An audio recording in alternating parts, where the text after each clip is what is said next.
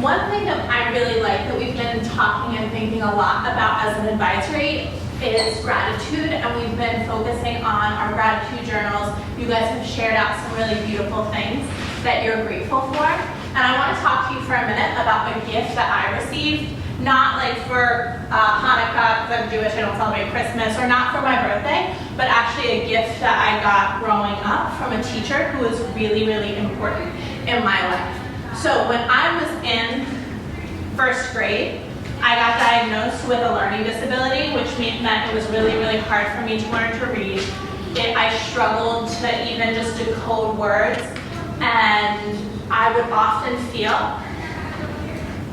really embarrassed in school because I felt like in first grade, second grade, third grade, I couldn't do the same work as the rest of the kids. And I would sometimes feel really mortified when I got called on, and this happened to me.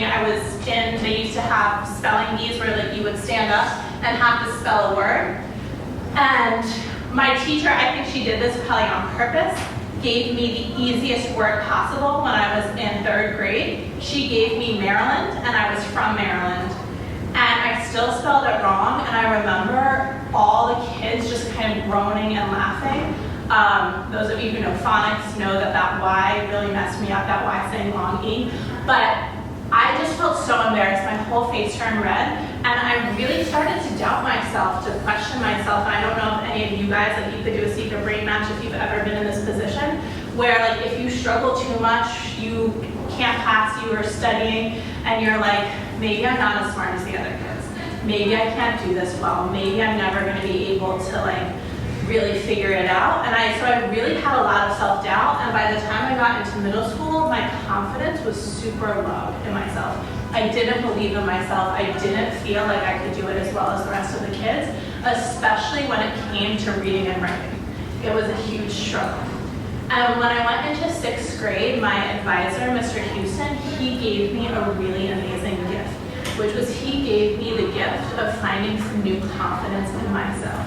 Every day he would come in with this positive attitude. Whenever I was down on myself, whenever I was struggling, he was just constantly saying, Sarah, you can do this, I believe in you, pushing me when I couldn't do a project, when I just felt overwhelmed.